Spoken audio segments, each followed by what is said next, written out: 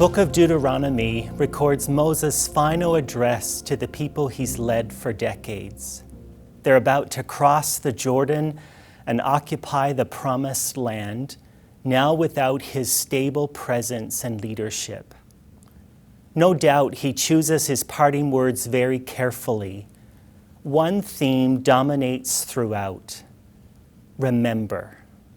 Remember not to forget. Don't forget to remember.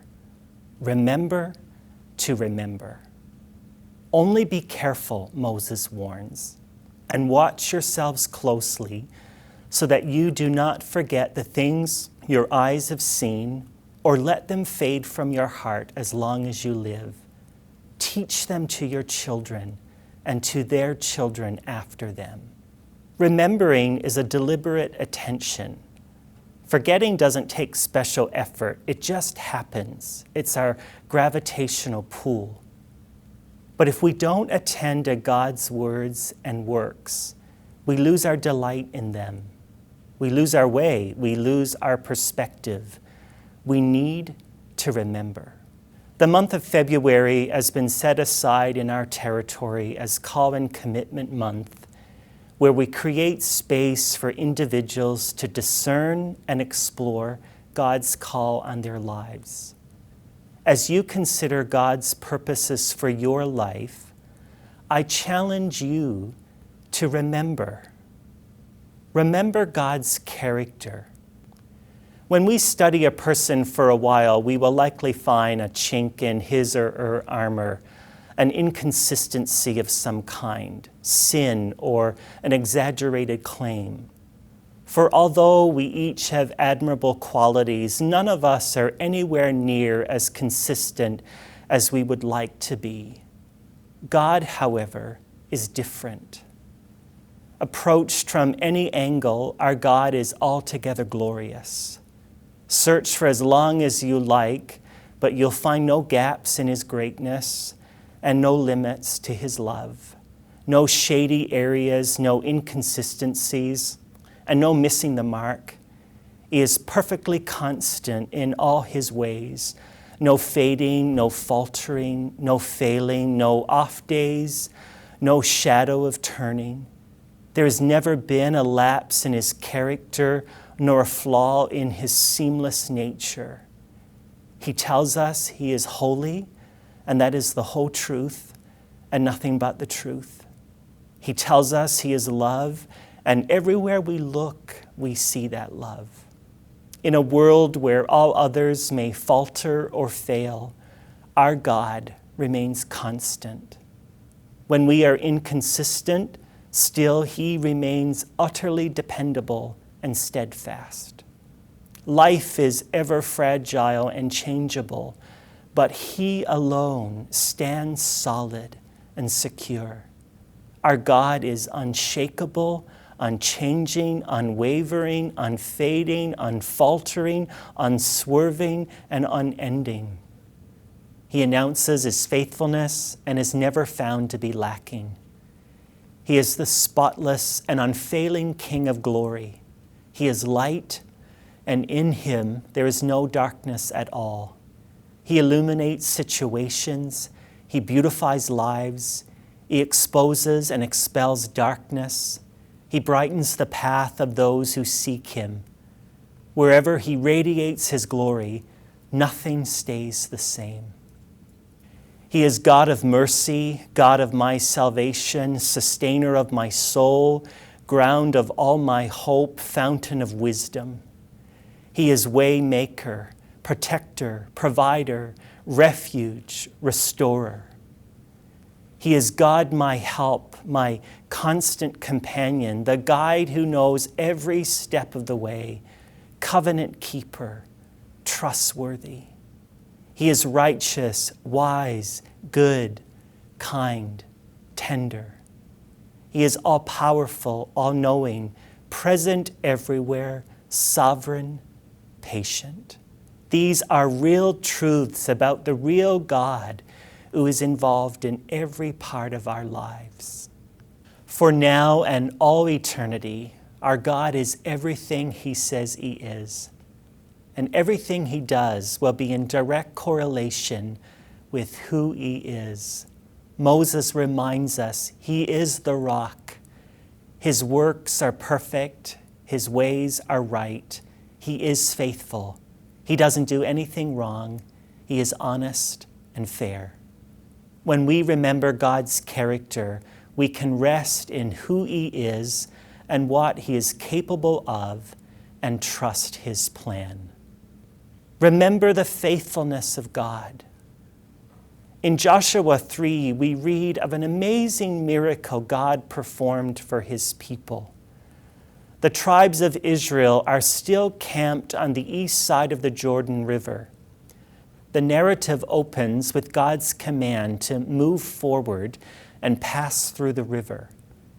At the point where they crossed the river was in flood stage, a mile-wide raging current of water. As the people dipped their feet into the water, God stopped the flow, and they walked across on dry ground. He caused the Jordan River to stop flowing so they could cross on dry ground into the promised land. Scripture records an interesting instruction from God in Joshua 4, verses 2 and 3 at this point. Now choose 12 men, one from each tribe. Tell them, take 12 stones from the very place where the priests are standing in the middle of the Jordan.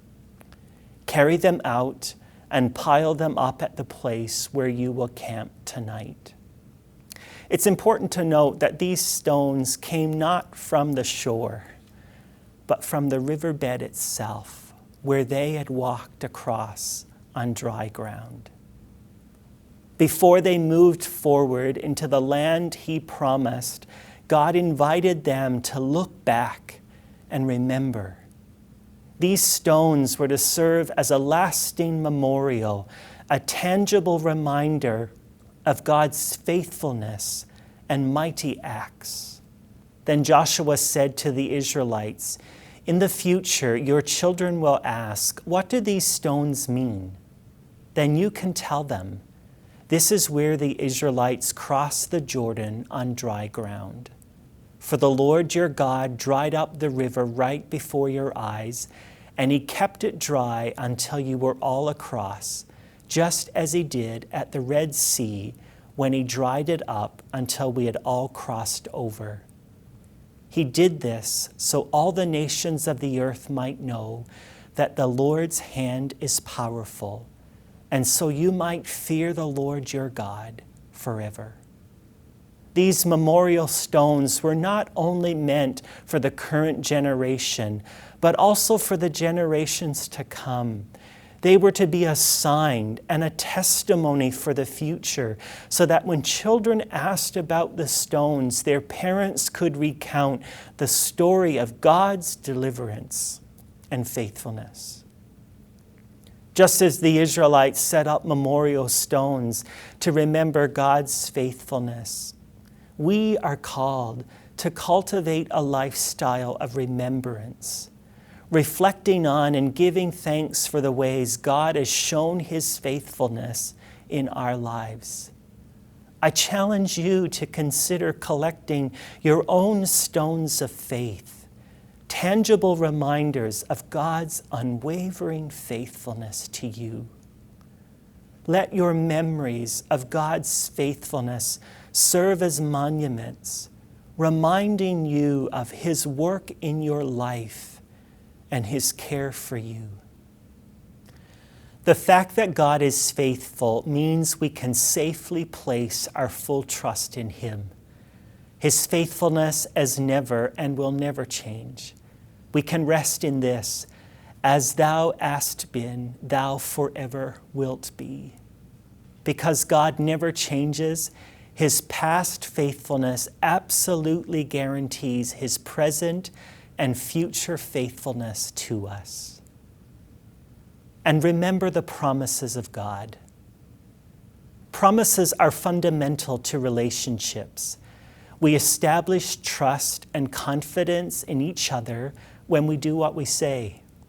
Thankfully, We have a God who always keeps his promises. The promises of God are sure. They transcend anything else we could ever seek. His promises declare what he will give to us, and we are right to expect and trust that we will receive that which he has declared. We can cling tightly to the promises of God. We do not need to waver in doubt because God is faithful. He is trustworthy. He is reliable. Psalm 145:13 says, "The Lord always keeps his promises. He is gracious in all he does."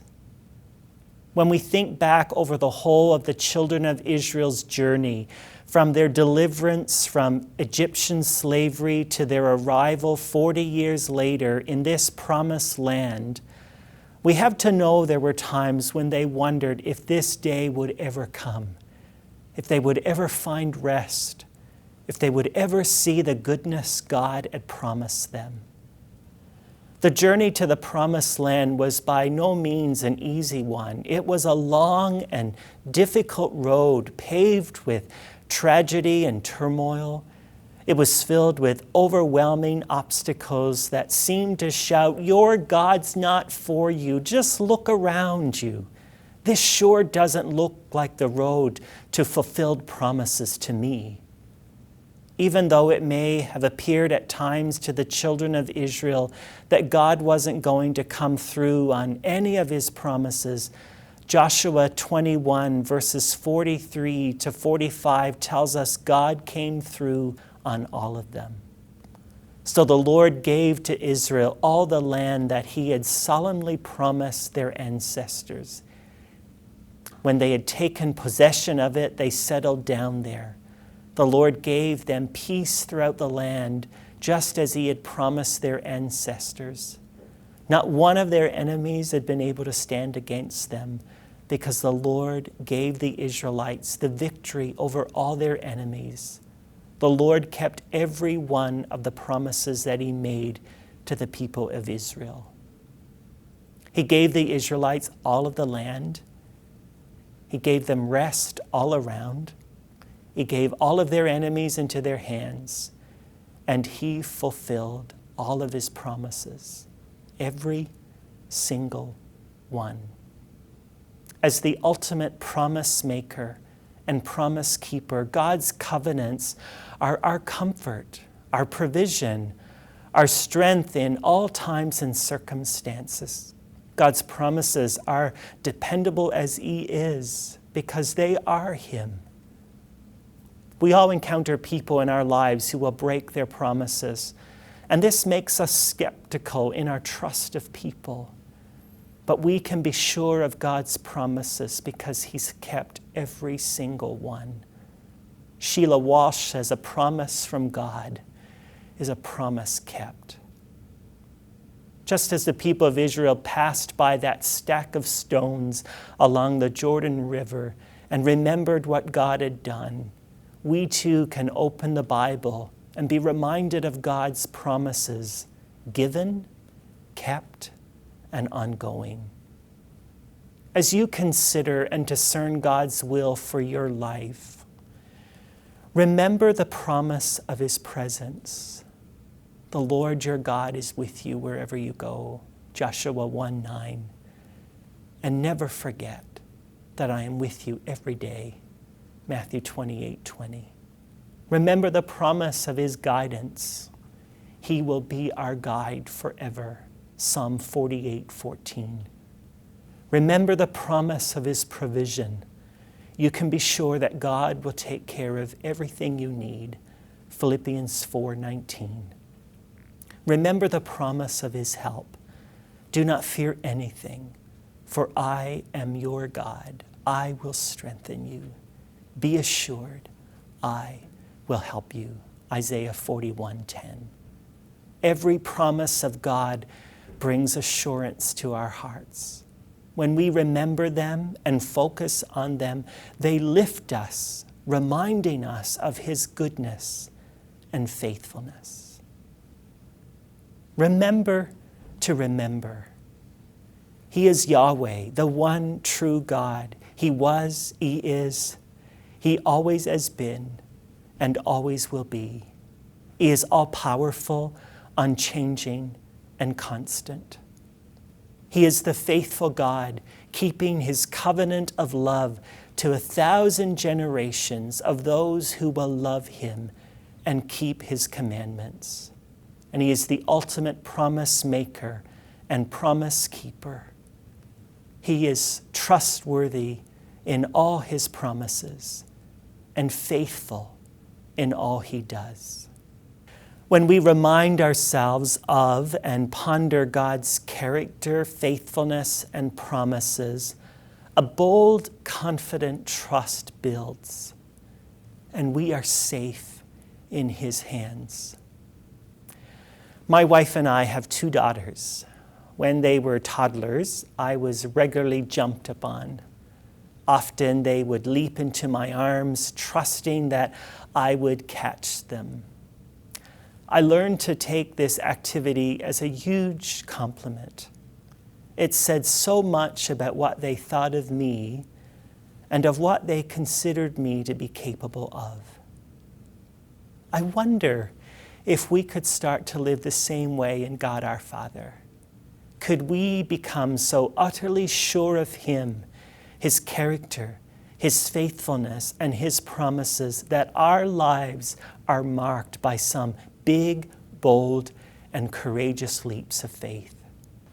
Our God is wise, good, and powerful enough to devise perfect plans for our lives and bring them all to fulfillment. His plans for us are bigger than anything we could imagine or accomplish on our own. Discovering His plan for our lives begins with our surrendered yes, and then letting Him guide us, trusting Him to bring it to pass.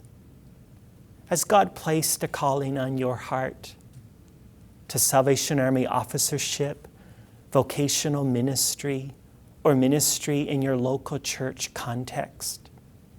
If so, I encourage you to give Him your surrendered yes and then follow Him. Step out in faith. Place your feet on the path of obedience, remembering His character, faithfulness, and promises, and then leave the rest to Him. I conclude with these words from Psalm 37, verses 3 to 5. Keep trusting in the Lord and do what is right in His eyes. Fix your heart on the promises of God, and you will dwell in the land, feasting on His faithfulness. Find your delight and true pleasure in Yahweh, and He will give you what you desire the most. Give God the right to direct your life, and as you trust Him along the way, you'll find He pulled it off perfectly. May it be so for you and me. God bless you.